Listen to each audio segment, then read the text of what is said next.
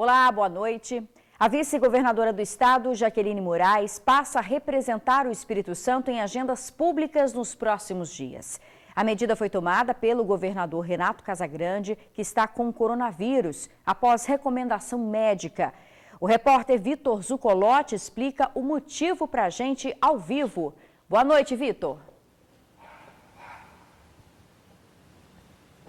Isabela, boa noite para você, boa noite a todos que nos acompanham. É isso mesmo, a vice-governadora Jaqueline Moraes assume aí a cadeira, governando o Espírito Santo durante esse tempo, já que o governador está com o coronavírus. A principal função da Jaqueline e da vice-governadora é participar das reuniões da sala de situação de emergência que foi criada desde o início, assim que os primeiros casos confirmados de coronavírus apareceram aqui no Espírito Santo. É essa sala de situação de emergência que toma as medidas de combate ao enfrentamento ao coronavírus e também vai participar de agendas externas que hoje estão acontecendo através de videoconferências. Isso aconteceu porque o governador Renato Casagrande, como a gente falou no início da semana, foi confirmado com a Covid-19, assim como a primeira-dama, Maria Virgínia, também está com coronavírus. Ela, inclusive, desde terça está internada em um hospital particular aqui da capital, assim como a mãe do governador, a dona Ana Venturim, de 87 anos. Eu entrei em contato com a assessoria do governador, que informou que o estado de saúde de Renato Casagrande e da primeira-dama segue estável e que eles estão em isolamento. Sobre a mãe do governador, a dona Ana Venturim, a gente não teve outras informações mais detalhadas e mais atualizadas.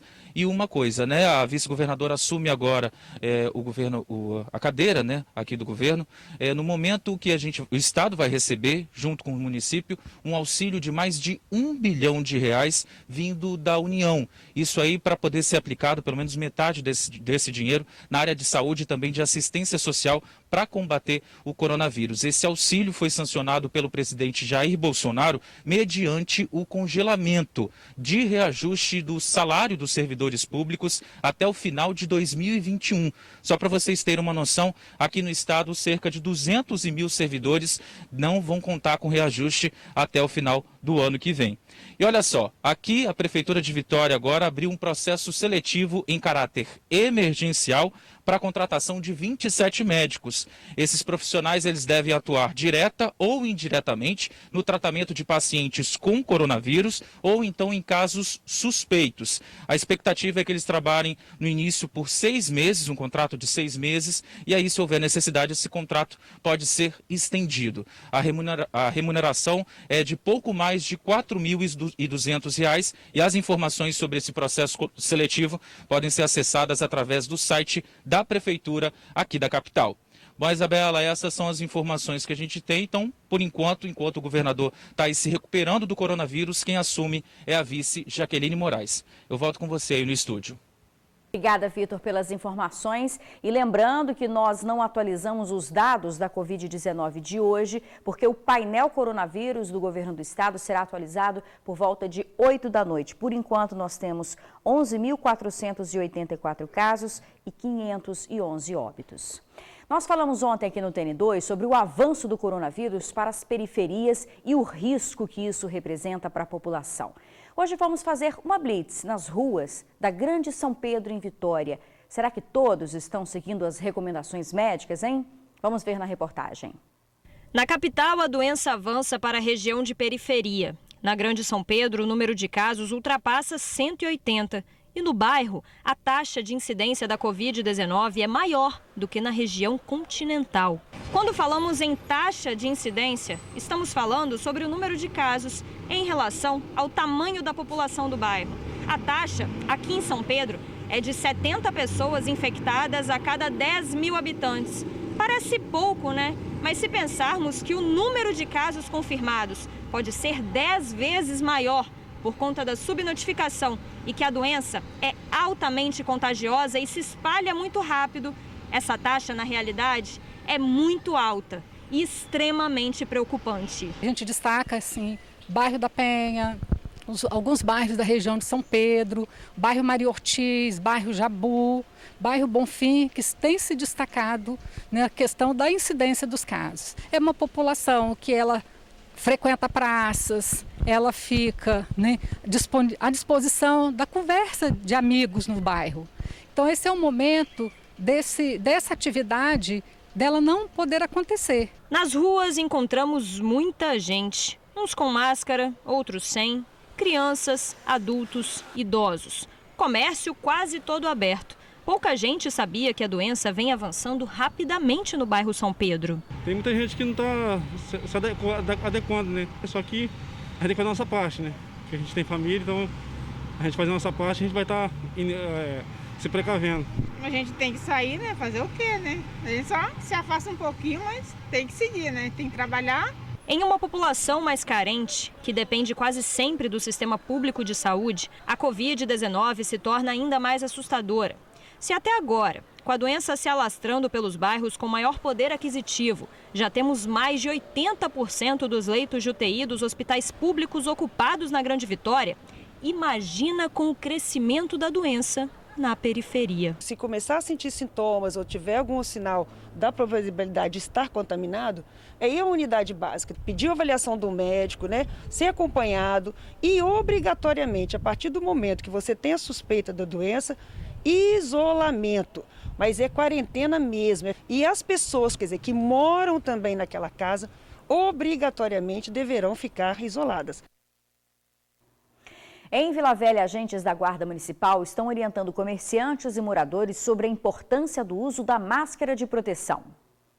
O serviço é simples: fiscalizar quem está de máscara.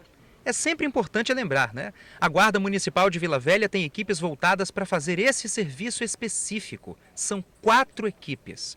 Um trabalho feito há 15 dias. E é com esse objetivo que eles vão rodando pelas ruas e lojas da Glória. A missão é conscientizar. Nós temos uma equipe direcionada juntamente com a Polícia Militar para atender a região no dia de hoje de Cobilândia, e nós temos mais 3 equipes empenhadas para fazer abordagem aos coletivos visando a conscientização dos usuários. É importante a gente frisar também que desde o dia 11 de maio o Disque Aglomeração recebeu mais de 2.600 denúncias.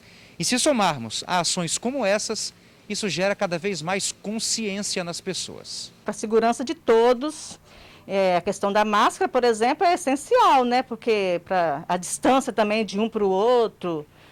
E em relação ao comércio também, a gente está atendendo assim, aqui, por exemplo, na nossa loja, é cinco clientes, né? Que a gente tem condições de atender, porque o tamanho da loja, né? Usar máscara, na verdade, é decreto.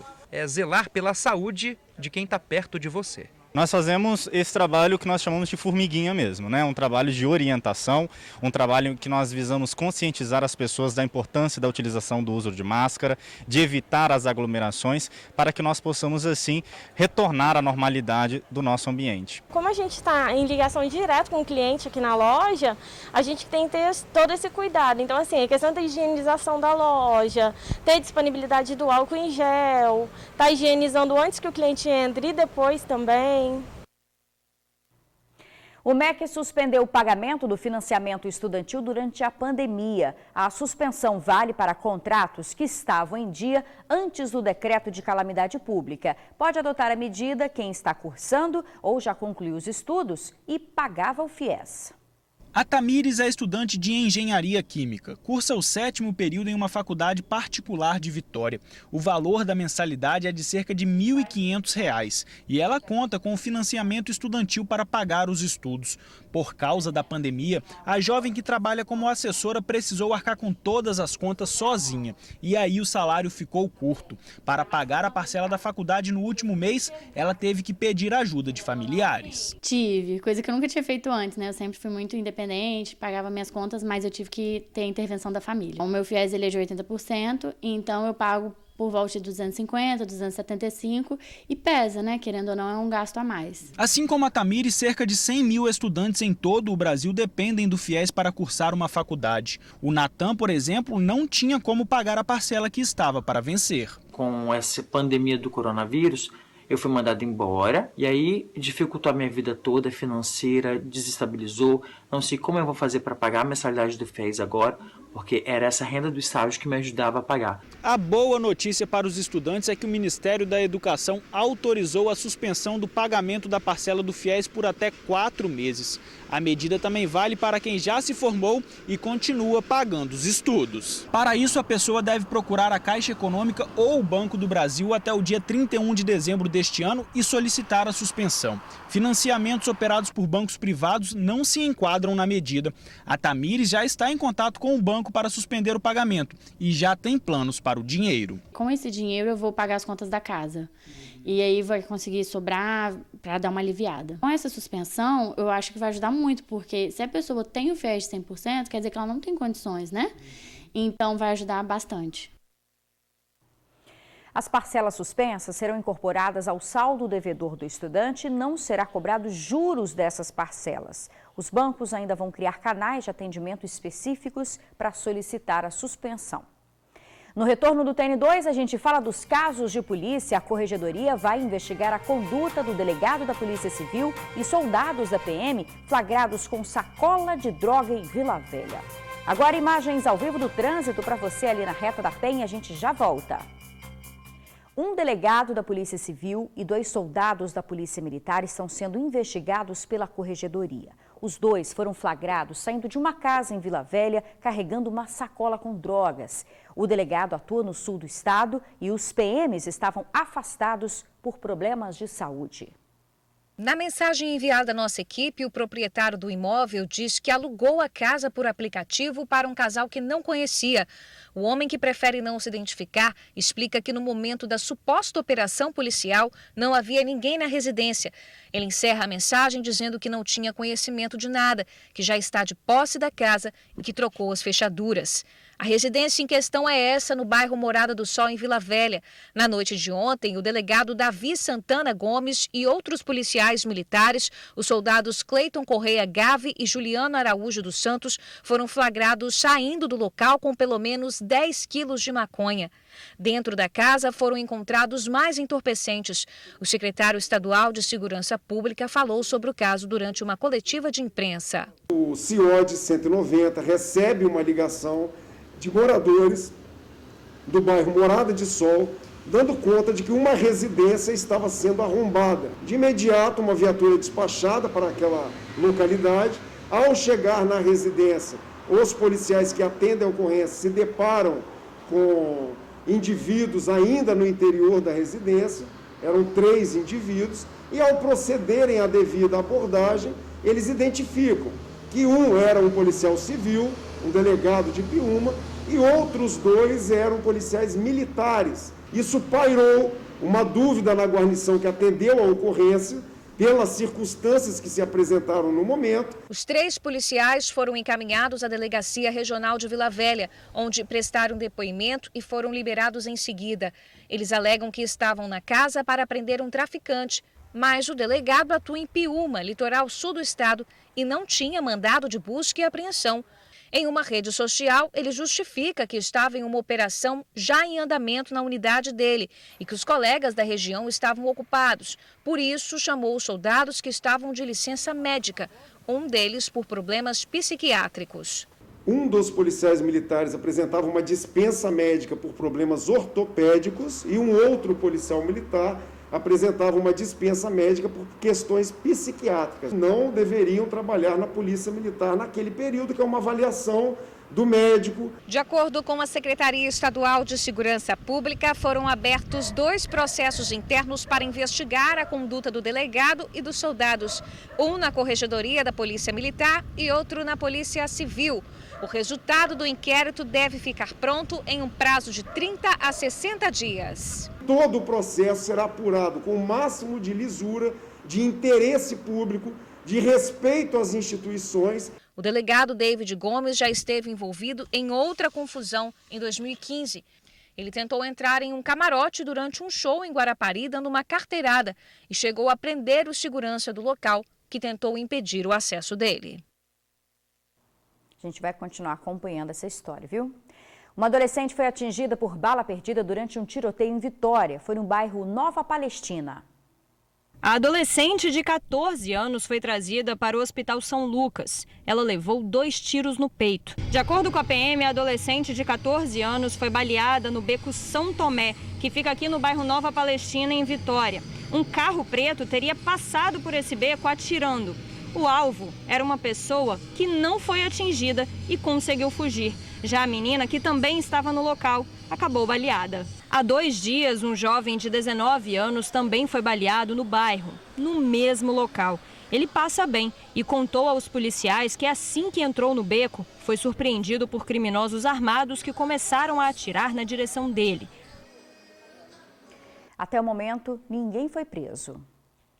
Um adolescente foi apreendido acusado de matar uma jovem na Serra. O crime aconteceu em janeiro deste ano em Nova Carapina 1. Ana Paula de Faria Santana, de 22 anos, foi assassinada dentro de um imóvel abandonado. De acordo com a polícia, a residência era usada para o consumo de drogas. Ana Paula foi atingida por 2 tiros e morreu na hora. O adolescente foi apreendido no mesmo bairro em que a jovem foi morta. Segundo a polícia, ele confessou o crime. A delegada responsável pelo caso falou sobre a motivação. Em janeiro, quando a vítima foi morta, a gente já desde logo começou a empreender diligências e a linha de investigação apontada era de que, em virtude dela ser dependente química, ela estava cometendo pequenos furtos na região. E por conta disso, o tráfico local não gosta, porque isso atrapalha, chama a atenção da polícia para a localidade. Eles resolveram por fim a vida dela por conta disso, dos pequenos tráficos, dos pequenos furtos que ela estava cometendo.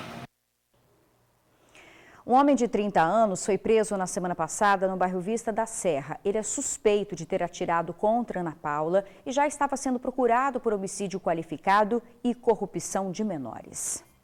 Em instantes, você vai ver aqui no TN2, professores da UFES desenvolvem um projeto de doação de máscaras e geração de renda. Agora imagens ao vivo para você do trânsito no centro de Vitória. A gente já volta. Quase 4.000 máscaras já foram doadas a ONGs e instituições no estado através de um projeto desenvolvido por professores da UFES. Eles se uniram para ajudar a proteger as pessoas e gerar renda para as costureiras que estavam sem trabalho. O barulho da máquina de costura voltou a dominar o ambiente na casa da Dona Ivone. É que ela está costurando para o projeto Máscaras Solidárias. A iniciativa foi pensada por professores da UFES para auxiliar na doação de máscaras de proteção e ainda ajudar financeiramente costureiras que estavam sem trabalho. Por meio da iniciativa, quase 4.000 máscaras já foram distribuídas para grupos e instituições. Nós contactamos essas costureiras e, desde então, temos produzido máscaras para doar. As doações, elas ocorrem a partir de solicitações, de pedidos, de comunidades, de grupos coletivos, de projetos sociais. Com o projeto, a rotina da Dona Ivone está sendo medir, cortar e costurar. Experiente que é, ela produz uma máscara bem rapidinho. Eu faço até às vezes 10 ou 15 minutos. Capa e corto do outro que bota dentro, que são 3 camadas. Venho para a máquina, costuro, boto o elástico, está pronto. Neste momento da pandemia, a Dona Ivone está produzindo cerca de 200 máscaras por semana. E a cada máscara pronta, ela ganha R$1,50. É aqui neste quartinho que ela ajuda na proteção das pessoas e ainda complementa a renda. Eu faço conserto e faço sob medida. Como não tem, então as máscaras estão me ajudando. Pagar a dívida, Assim, água, luz, telefone. Parte do projeto também está acontecendo na UFES de Alegre, mas para continuar os trabalhos, o grupo Máscaras Solidárias está precisando de doações. O nosso objetivo também foi gerar renda para as costureiras que fazem ou que já desenvolvem esse trabalho, mas que no momento da pandemia ela também estava com uma restrição maior. Nós pagamos as costureiras com recurso arrecadado de doações também, tá? Além disso, nós tivemos também doações de tecido, de elástico, de TNT. Inclusive, a Associação de Docentes da UFES também fez uma doação para compra de material. Olha, quem quiser ajudar o projeto é só fazer a doação no PicPay, máscara.solidária. E antes de encerrar, a gente tem a atualização do painel coronavírus. Infelizmente, o número de mortes subiu. São 538 pessoas que já perderam a vida e a quantidade de contaminados é de 12.375. A gente encerra o jornal desejando uma boa noite para você. Se cuide, fique em casa se puder, que a gente quer sempre levar um pouco de esperança para você também em casa. Uma boa noite e até amanhã.